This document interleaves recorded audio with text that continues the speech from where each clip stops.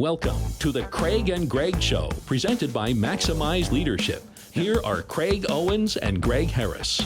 Hey, welcome to the Craig and Greg Show. I'm Craig. This is Greg. One of the things that we want to bring to you on a regular basis is some things that maybe you're overlooking that could potentially be undermining your leadership and you're not really aware of them. So it's a series that we call Leadership Builders and Killers, and we want to try to highlight some of the things that are killing your leadership, or at least maybe stunting it a little bit. And what are these things that are really going to help your leadership grow?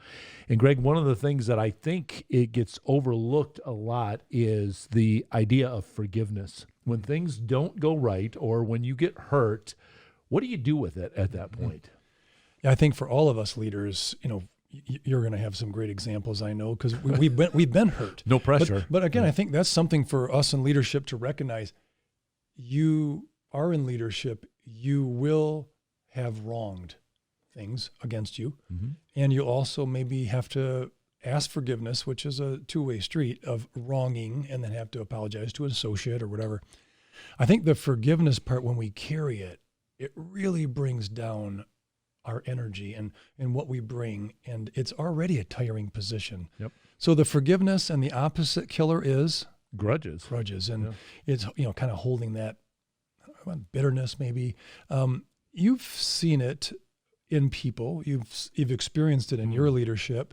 What is it about forgiveness that we struggle with as humans, not just leaders, but humans, like the forgiveness? Are we giving up something, or what is that? I think for me, what I've experienced is if somebody does something wrong to me, I think that the natural thought that goes through my mind is if I forgive them, I'm letting them off the hook for any consequences. It's almost like I'm saying, you get to get away with what you just did to me that was wrong. And I think that's why a lot of people hang on to that, is because they're waiting to see, okay, you did something really bad to me. It really hurt. I'm looking for you to get hurt the same way. And if I say, I forgive you, then somehow you're not going to be held to account for that. And so I think that's one of the reasons why people hang on to it and struggle with unforgiveness. Mm-hmm. So I wonder about training then as a leader, what training we can bring our team that would make forgiveness almost a core quality. Sure. We each have had pets through our lives, and I'm thinking of one of my pets, would know they made a mistake. And yet there was an innate response by me to make sure they knew it was a mistake. And and there already you could see it, like Copper, the golden retriever that I had, just amazing dog, so loyal. This is a leadership transparency here. I kind of wish I was the guy my dog thought I was. The dog just, the wag the tail. I could have the worst day. Same thing with you. Yeah. But I wonder about using that to kind of, I'm gonna keep this and use this to get the behavior changed on other things. So if you have to forgive, well, remember what you did 2 years ago. Why do we do that? Yeah, well, if you're pulling out that record, it's kind of like the joke that I heard years ago, where the pastor sitting down with the husband and wife to do some counseling, and the husband says, whenever my wife and I get into an argument, she gets all historical, and the pastor says, "Do you mean hysterical?" And he says, "No, historical. She brings up everything I've done wrong in the past." Mm-hmm. And I think that's clearly a sign of unforgiveness, or holding the grudge, when you're like, let me go to the list here.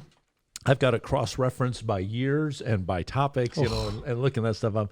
But I think, as we've said before, in a leadership role, the leader has to go first. And so if you're going to have a culture that is a forgiving culture, the leader's got to go first. The leader has to be the first one to say, folks, listen, I made a mistake, whether it's in front of the whole group, or whether it's calling in one person one-on-one and say, listen, I need to ask your forgiveness because, I didn't prepare you for that. I set you up and you weren't ready, or, I snapped at you when I didn't have all the facts and I jumped to a conclusion, or, whatever it is. It needs to be very specific. This is what I did wrong. and please forgive me for doing that, and I'm going to try to get better from this point forward. The leader's got to go first. I think, speaking of the leaders going first, to have followers and others that you're developing to be leaders, that's one of our definitions of leadership, is developing others. Mm-hmm. I think the grudges or the scorekeeping, it actually prohibits the followers from freely following, knowing that it's safe. Sure. And then they can see it too. Oh, he's still judging me. Yeah. Oh, you know what? He didn't give me the promotion because he's still talking about that thing 2 years ago.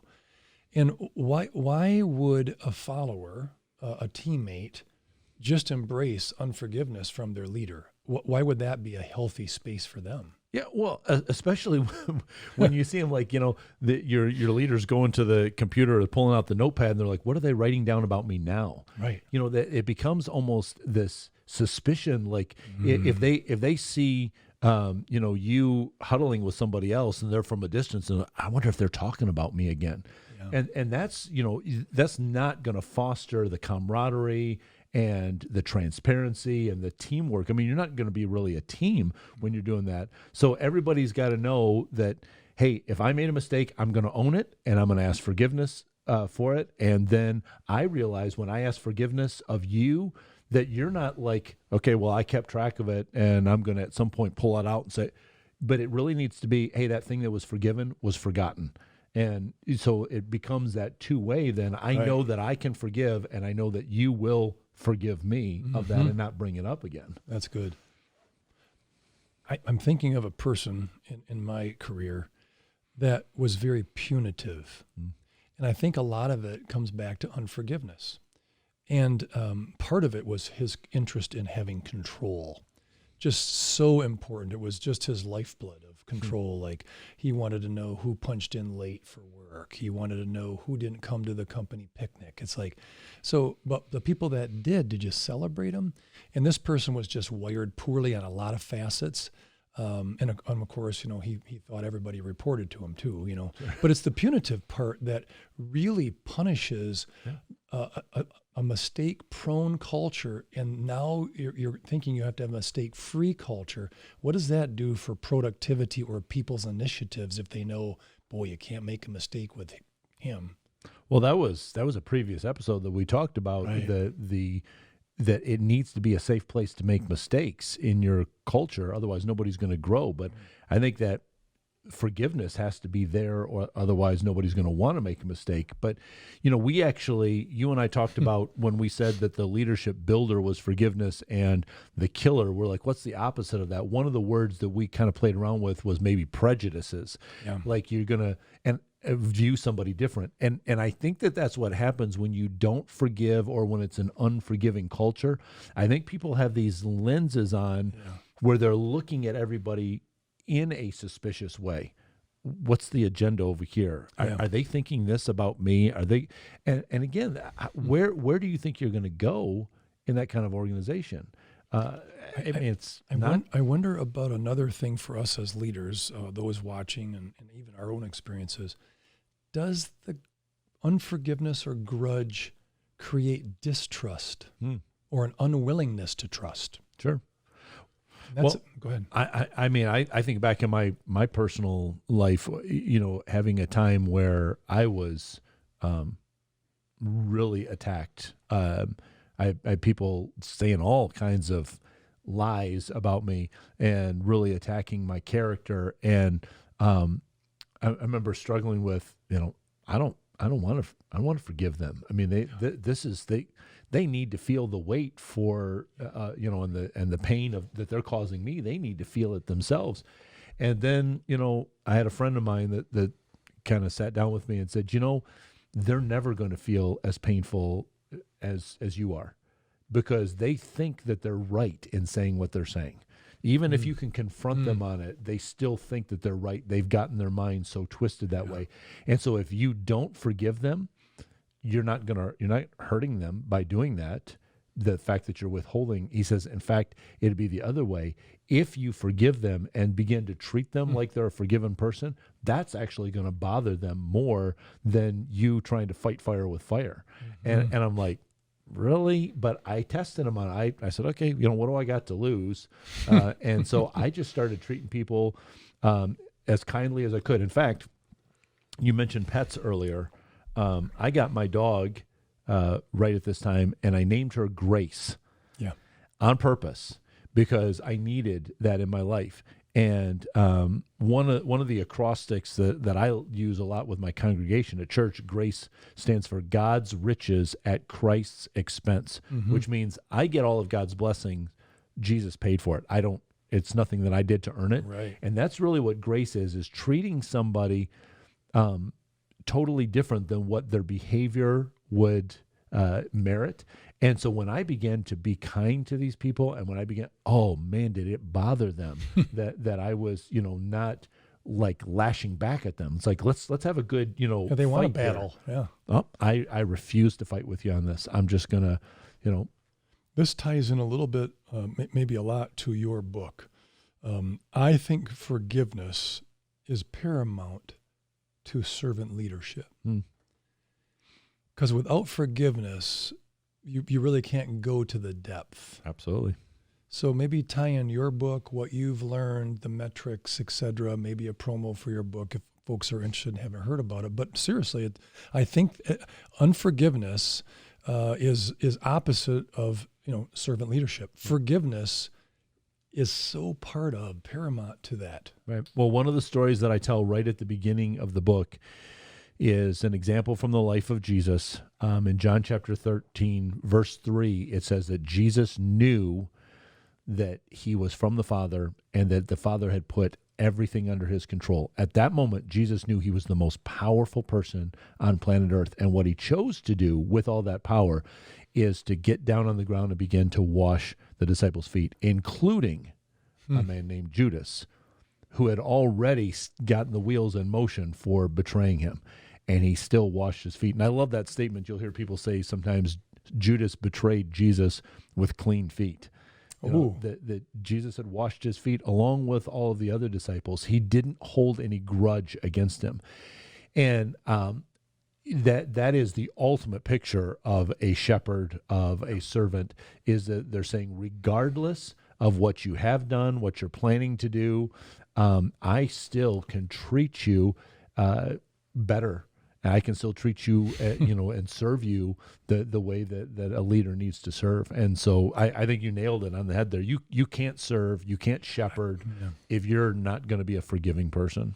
Well, unless you're perfect and in a bubble, it's not going to work for the leader either. I mean, to be a servant leader, you have to forgive, right. and almost be transparent. Like, I can do that too. I think the part, we want to get to for the audience, Matthew 7 talks about, don't judge the, sawdust and, I think this is one of the most hilarious, probably more hypocritical, but it's like, there's sawdust in your left corner. Right. Well, Greg, the 4x8 yeah. coming out of your head. Yes. And we really want to pick. And that's the part that I think about forgiveness is if I'm not okay with myself as a leader, I'm going to pick at other people. Yep. And that's the unforgiveness thing. And that grudge feels like power, but it's really poison. Right. I know a leader who has not been very successful at developing other people. And one of her pieces of advice that I heard her say to some college interns is, she said, I always try to keep at least one thing in my back pocket on these people that I work with. What does that mean? So that anytime if they were to act out or bad, then she could say, well, I knew it. She can pull it out and say, see, because you're this person. And what a terrible way because then that means that you're not trying to promote the person. You're just trying to fault find. You're just trying to constantly do that. And if they mess up, you're never forgiving them. And it's tough. I mean, forgiveness is not for the faint of heart to do. It's not an easy thing to do. It's a very mature thing to do. It's a tough thing. I think there's a lot of work in not just saying I forgive you, but then every time that it comes back to your mind, just saying, nope, I forgave that. I need to let that thing go, not hold that grudge anymore. I wonder, on the positive side, where someone held a grudge and they realized it was really affecting them. I think grudges, prejudice, judging, any category you want to put on the killer side of leadership, getting back to our theme, is it more of an indicator about the leader when they hold the grudge, not the person they're holding the grudge. Absolutely. And sometimes people will hold a grudge and the person that they're holding the grudge about doesn't even know. Right. I didn't know it was even in my file, or I didn't know that was something that you harbored against me. Yep. So talk about the freedom in not grudging, but in forgiveness. Yep. Well, I mean, think about it this way. It's way better to celebrate people's wins than it is to be nitpicking on where they fell short. There's so much more potential in that, especially because the forgiveness makes everything forward looking. The grudges, you're tied to the past. You're never going to be able to move forward because you got this tether back here on this big rock where you were injured and you're trying to move forward, or the other person's trying to move forward too, and you simply can't because there's no forgiveness there. And so it'll just keep you tied in the past and you're not going anywhere. I do think there's a perceived power in holding a grudge. The difficulty for leaders is to actually assess, is it poisoning me to hold on to this? And I've got some really cool people that I can think of that, they had to kind of put their hammer and nail down. Yeah. They didn't need to put more nails in the wood and, crucify the person for, making a mistake. I wonder about the power of it. Why do we want to catch someone? And why is forgiveness, do I give up something? I think that's a real question. Well, I think neither one of those are serving things. The unforgiveness is not serving. Trying to catch somebody doing something wrong is not serving. All of those things are just trying to hold on to your position of power because you're holding on to it, not because you're sharing it with others and inviting other people on the journey.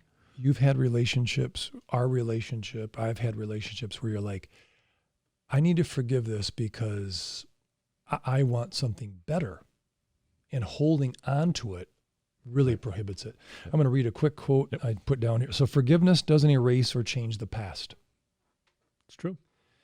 But it does allow for a better future. So our challenge as we kind of wrap up is lead with forgiveness, because if someone knows you're going to hold grudges, they're going to look somewhere else, right? They're going to look for a safer team. Right. Any closing comments on that whole? So it's the past, and we use the unforgiveness or grudges contextually or historically. Yes. But futuristically, to have unforgiveness, the future isn't going to be better. No. Could be as. Go ahead and finish it. Well, listen, I'll just tell you from personal experience. When you forgive, there is a freedom for you and there's a freedom for the people around you. And if you want to see your leadership grow, try it. That's all I can say is try it. You're never going to know the freedom that's going to come until you forgive that person that's injured you and let it go. Don't hold on to that grudge.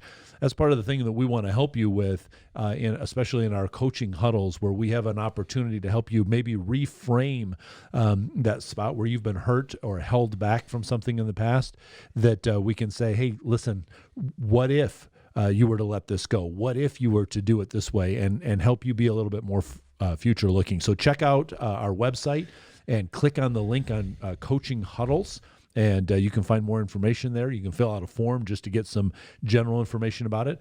We'd love to have your comments and your feedback as well. So you can write a comment below, or maybe send us a suggestion of a topic that you'd like us to cover. Maybe you've got an idea of something that might be a really good leadership builder or killer idea. We'd love to be able to talk about it on an upcoming episode. Maximize Podcast is where you can find us on Twitter. MaximizeLeadership.com is the website. Please interact with us. We want to help your leadership grow. Talk to you soon. Get in touch with Craig and Greg through Twitter at Maximize Podcast or at MaximizeLeadership.com. Be sure to subscribe so you don't miss any episodes of The Craig and Greg Show.